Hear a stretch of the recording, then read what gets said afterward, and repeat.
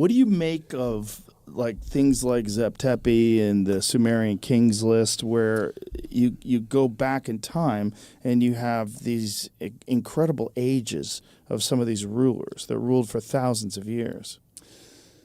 Well, what's really interesting is that if you overlay the Sumerian Kings list with the list of patriarchs, pre-flood patriarchs in Genesis 5, it's like a 1-to-1 match. So I'm not convinced that. I think that the Sumerian Kings list is the ages is mythological. I don't think that they were ruling for thousands and thousands of years. Like I said, I see this very interesting overlay over the Genesis 6 genealogy. These are the patriarchs from Adam to Noah.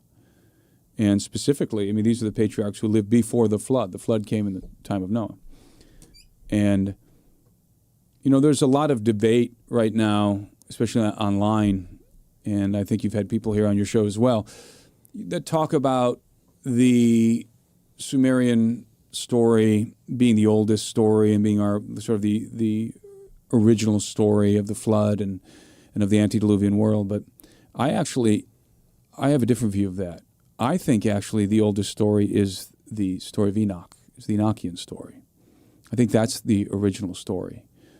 And maybe some of this strangeness, maybe some of the bizarre things that we see and the stories of the flood and of the giants and all of that, maybe something like the Book of Enoch is actually an accurate account of affairs, of things that happen in the antediluvian world. And certainly the writers of the biblical narrative believe that. I mean, the writer of Genesis, and then obviously in the New Testament you have references to what I call the Enochian tale. And so when you think about the antediluvian world, the cataclysm that What if one of the strangest, most disturbing stories in ancient literature isn't mythology at all, but a suppressed historical record?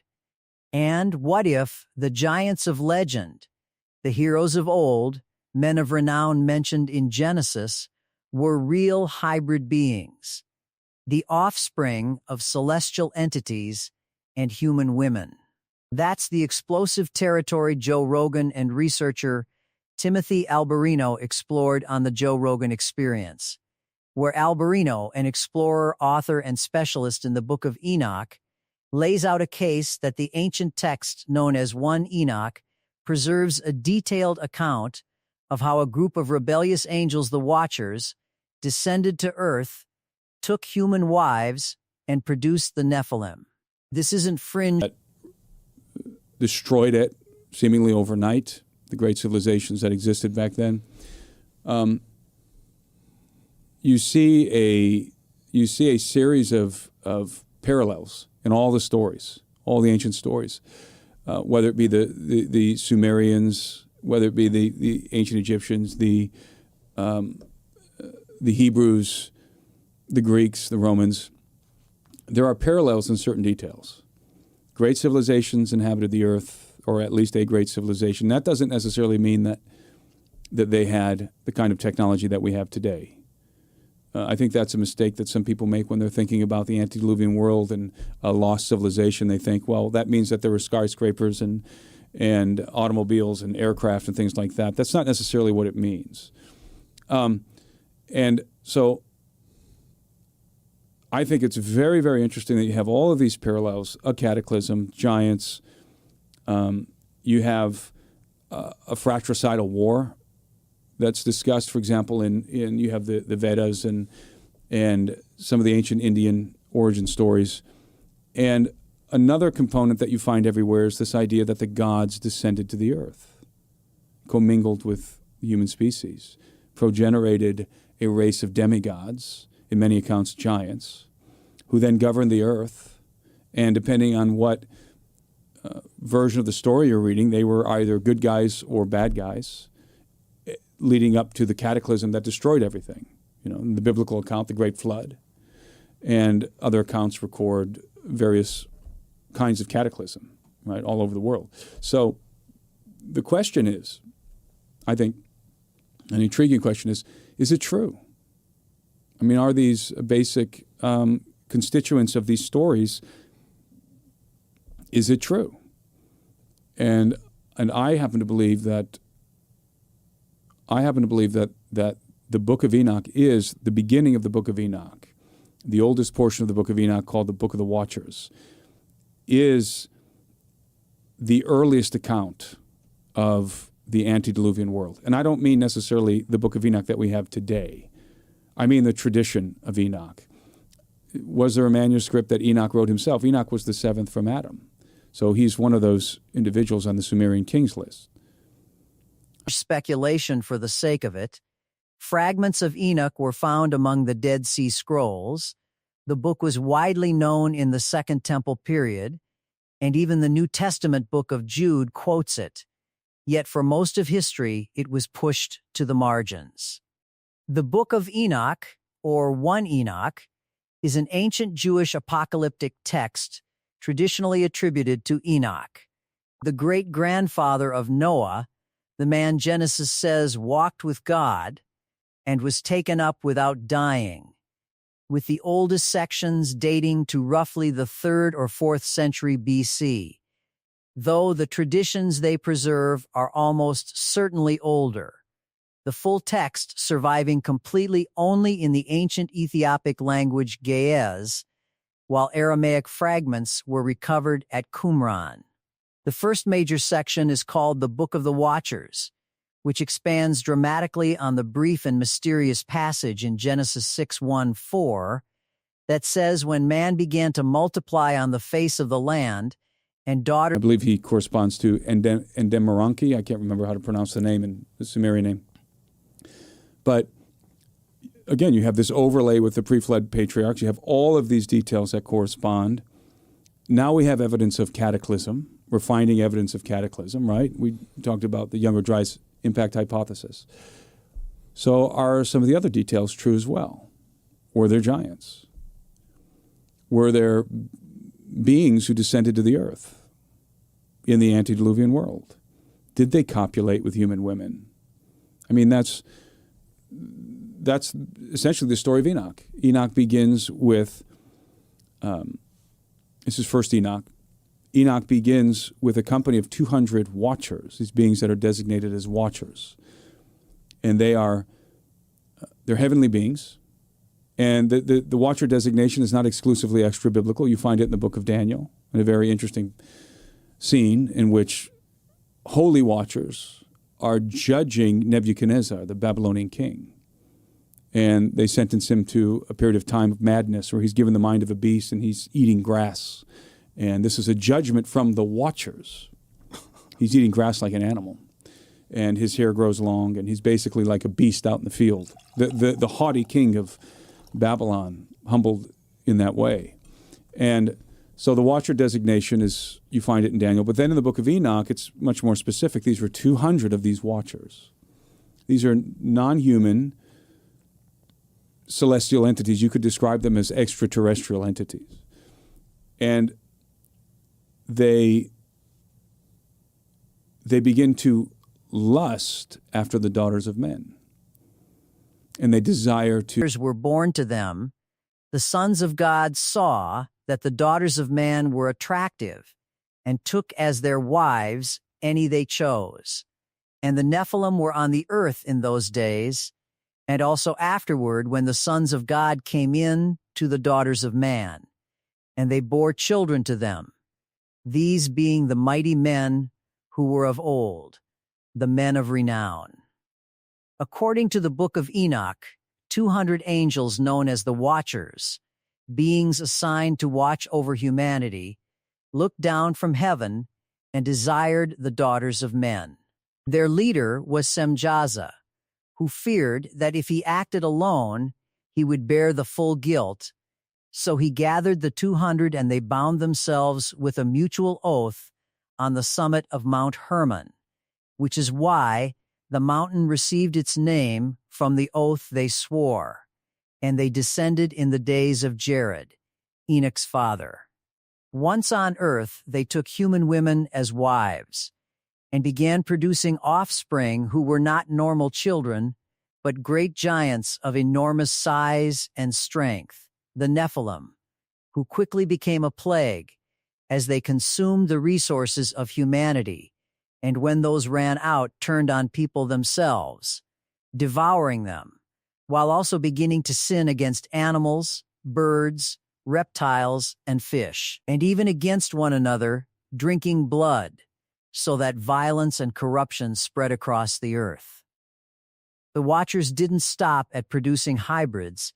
They also taught humanity forbidden knowledge, with Azazel teaching men how to make weapons, swords, knives, shields, breastplates, and how to work metals, as well as the arts of cosmetics, jewelry, and beautification linked to increased fornication and godlessness, while other Watchers taught enchantments, root cutting, astrology, to progenerate families. They want to have families. Do you think that this is a simplification of genetic engineering, and that this depiction of it is just, like the game of telephone? You're telling the old story through oral tradition for a long period of time as it gets relayed over time post-flood. So you get this sort of distorted version of what the actual event was. I think it's possible there was genetic engineering involved. Because we certainly look different than everything else on the planet. Well, the Book of Enoch, at least the Hebrew account, both in the Book of Genesis, because there's a verse, Genesis 6, that says, "Now it came to pass that when men began to multiply on the face of the earth and daughters were born to them, that the sons of God saw the daughters of men, that they were beautiful. And they took wives of all whom they chose." There were giants, or Nephilim, in the earth in those days, and also afterward when the sons of God came into the daughters of men, and they bore children to them. These were the mighty men of old, the men of renown. That's the reference to the origin of giants and Nephilim in the book of Genesis. And so in the Bible you have these angelic beings, the sons of God, who are lusting. They're looking down at the daughters of men. They see that they're beautiful. The Book of Enoch is even more explicit. The Book of Enoch says that the angels of heaven, the Watchers, lusted after the daughters of men, and they desired to progenerate families.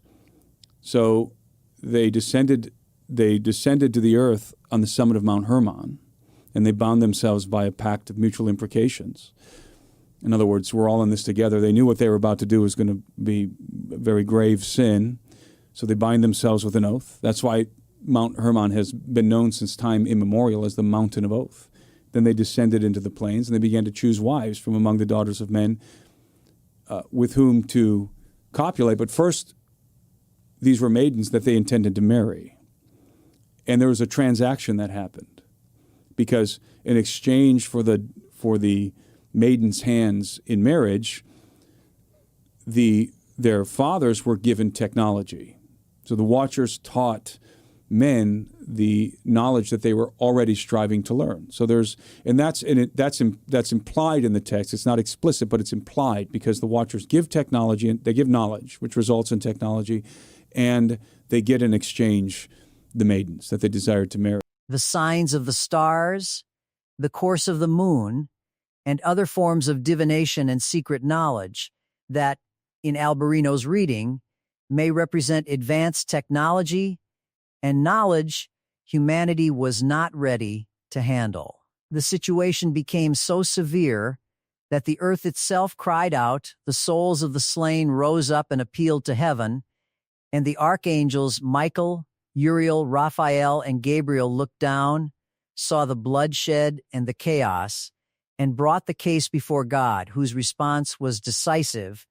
Uriel was sent to Noah to warn him of the coming flood and instruct him how to preserve a remnant. Raphael was commanded to bind Azazel hand and foot and cast him into a desert pit covered with jagged rocks and darkness until the final judgment. Gabriel was ordered to destroy the children of the Watchers by setting them against one another in mutual slaughter. And Michael was told to bind Semjaza and the other Watchers and imprison them for 70 generations until the final judgment. In the Enochian worldview, the flood is not merely a judgment on human wickedness, but also the divine solution to a hybrid infestation. And then they copulate with them. They have sexual intercourse with them. The women conceive and give birth to giants. And then these giants begin to terrorize the earth. They're cannibalistic. They begin to devour men. So maybe a hybrid, sort of like a liger. You know how a liger is a combination of a tiger and a lion, and it's much larger. Very large. Yeah. But they can't reproduce. Right. Yeah. So the result is you have these watchers, their DNA mixed with the DNA of human women produces giants. And this story, by the way, is attested in the Dead Sea Scrolls, not just in the Bible, not just in the Book of Enoch. The Book of Enoch, of course, fragments of it were discovered among the Dead Sea Scrolls. But you find this story in, for example, you find it in the Book of Giants, the Book of Jubilees, the Genesis Apocryphon, and other texts as well. And so this story, as bizarre as it is foundational to Hebrew cosmology. This is what the ancient Hebrews believed literally happened. Like in their minds, this was a historical event. You go back in time, you go into the antediluvian world, the world before the flood. What do they envision? They envision the Watchers, these gods living among men, copulating with human women, giants who were cannibalistic, and then God decides to intervene because the giants it's a very bad scene on planet Earth, and people begin to cry out, petition heaven. God decides to intervene. And the contamination of the human bloodline and the earth itself by rebellious celestial beings and their offspring, which explains why the biblical text is so concerned with the destruction of certain giant clans later in history. The Anakim, Rephaim, Emim, Zamzumim, and why figures like Goliath of Gath appear as late survivors or descendants of that ancient hybrid line. On the Joe Rogan podcast, Timothy Alberino connects this to a larger pattern of evidence and tradition, including cross-cultural legends of giants, often described with red hair or extra fingers and toes, archaeological claims and historical reports of oversized skeletal remains, indigenous traditions in the Americas that speak of giant progenitors who built megalithic structures or were destroyed by cataclysm, and parallels between the Book of Enoch and Plato's account of Atlantis, in which divine beings descend, interbreed with humans, found advanced hybrid dynasties, and are then wiped out by flood. Alberino also raises the possibility that what ancient people described as supernatural may have involved technology we still don't fully understand, and the text further explains the origin of evil spirits in a unique way. When the giants were killed, their hybrid spirits, neither fully angelic nor fully human, were left to roam the earth as demons seeking embodiment and causing affliction, an idea that influenced later Jewish and Christian demonology. The Book of Enoch is not in most Protestant or Jewish canons, though it is canonical in the according to Enoch. And he dispatches some angels, and one of the things that they do is they set the giants against each other in a fratricidal war. So they make the giants go to war with each other. Now, when I envision this scenario, playing with the idea here that this actually happened, right, in the antediluvian world, I don't imagine big dumb giants, bopping each other over the heads with clubs. I imagine a technological war. Because what I see unfolding here, and I think, again, this is implicit in the Enochian story, is that the Watchers are essentially creating a dynasty. They are building an empire called the Empire of the Gods in the antediluvian world. They are each portioning the earth among themselves, and their hybrids are ruling each of these kingdoms. And then they go to war with each other. And again, I see this as a technological war because I don't believe that in the biblical account, angels never have wings, only in prophetic iconography. But in the historical narrative of the Bible, angels are never depicted with wings. They are depicted as operating what I would describe as advanced aerospace vehicles, the chariots of God, the chariots of Yahweh, the chariots of fire, variously denominated. And I think that these are vehicles of conveyance. And so the Watchers, when they descended to the earth, I think they descended to the earth in some kind of a vehicle, like that, right? So they would have the knowledge, and there would be some technology. And so when their offspring, the giants, went to war with each other in this fratricidal war, it would have been a technological war. Ethiopian Orthodox tradition, and was clearly influential in the time of Jesus. And its recovery through the Dead Sea Scrolls gives us a window into a worldview that Second Temple Jews took seriously. Joe Rogan and Timothy Alberino's conversation brings that ancient material into the modern conversation about human origins, lost civilizations, and the possibility that our history is stranger and darker than the textbooks admit. Whether you walk away believing the Watchers literally descended on Mount Hermon, or see the text as powerful myth encoding real traumas of the deep past, one thing is hard to deny.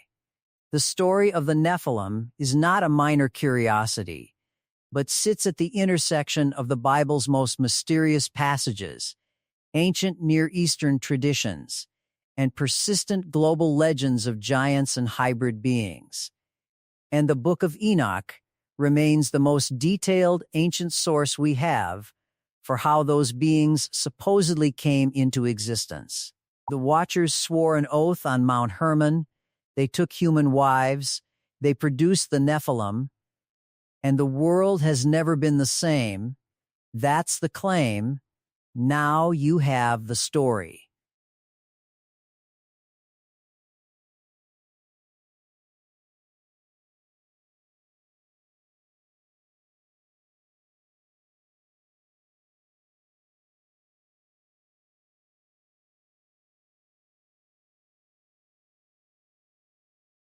Now, the reason why I say that is because you have the story of the Watchers as chronicled in the Book of Enoch, but then overlay the story of Atlantis. You have the same story. So, of course, the story of Atlantis comes to us from Plato's Timaeus and Critias dialogue. And he has Solon of Athens traveling to Egypt and interfacing with the priests of Sais. And they tell him, you don't have any history that's hoary with age and so forth. And then they begin to relate to him the story of Atlantis, because they told him that his ancestors were remarkable people. They were the Athenians, and only they could resist the warlike Atlanteans, right? And then we get the story of Atlantis. How does the story of Atlantis begin in Plato's dialogue? Well, it begins with the gods apportioning the earth amongst themselves. That's how it begins. So here are the gods divvying up the earth. They're going to create what I, again, describe as an empire of the gods. They're divvying up the earth, and each one is going to take a portion of the earth for himself. Poseidon, Plato tells us, gets the area of Atlantis. And what does Poseidon do? Well, he becomes enamored of a human woman named Cleito. He takes her to wife. He copulates with her. She gives birth to 10 hybrid sons who become the kings of Atlantis. And I think there's reason to believe that they were giants in the myths. Atlas, for example, was chief among them. So you have these 10 hybrid sons ruling over Atlantis. Then what happens? Then you have, and presumably the other gods did the same thing in other parts of the world, right? They went out and married human women and gave birth to hybrid offspring, which is, of course, what happens in Greek mythology with a lot of these gods. They progenerate hybrid offspring. Then you have a war that breaks out. The Atlanteans become very warlike. They go on a campaign, and they're steamrolling everybody in their way until they get to the Athenians. And they're locked in this conflict. So I'm hoping people are picking up the parallels here with the Book of Enoch, with the story of Enoch. And in the midst of this conflict, what happens? Cataclysm ensues. Atlantis, but not just Atlantis. Atlantis, in the insinuation, is everybody gets destroyed in a cataclysm that erupts suddenly. and Atlantis is consumed in the waves and is no more. Well, the whole point of the Egyptians, when they're telling this story to Solon, one of the points that they're trying to convey to Solon is there have been many cataclysms, world-ending cataclysms. And every time a cataclysm happens, we have to start over like children, right? So the parallels between the Book of Enoch and I think Atlantis is an allegory of the antediluvian world in general. I think that there was something like an empire of the gods in the antediluvian world. And I personally believe that that the biblical record is the faithful account of what happened in the antediluvian world, and with the addition of the Book of Enoch. Because you cannot separate the Enochian narrative, the Enochic traditions, from the Bible. Well, Enoch is referenced in the Bible, and the only reason why the Book of Enoch is not in the canon of the Bible is because of some rabbis, right? Well, it's complicated. So the Book of Enoch is a compilation of texts, and ranging from the 4th century BC to probably the 1st century AD. The tradition of Enoch, I think, is very old. I think the tradition of Enoch, that story I just outlined, that tradition of Enoch is the oldest story we have. The one upon which all the other stories are based. That's my personal opinion. Now, the actual Book of Enoch that we have today, the only reason we have it is because it was preserved in Ethiopia. That's the only reason we have the Book of Enoch today. The Ethiopian Bible. The Ethiopians preserved it, both the Beta Israel Jews, very, very ancient Jewish community, and the Tawahedo Orthodox Christians. Do you think they have the Ark of the Covenant? I think, let's put it this way, I think Graham Hancock makes a very compelling case that they do. Have you read his book, The Sign and the Seal? Yeah. The whole depiction of these people that are the watchers of this thing get cataracts because it has some radiation properties. Yeah, very compelling narrative. Yeah. None of them live more than a couple of years after they get the assignment. Yeah. I think it's a very strong possibility that they do. That's crazy. It would be crazy, yeah.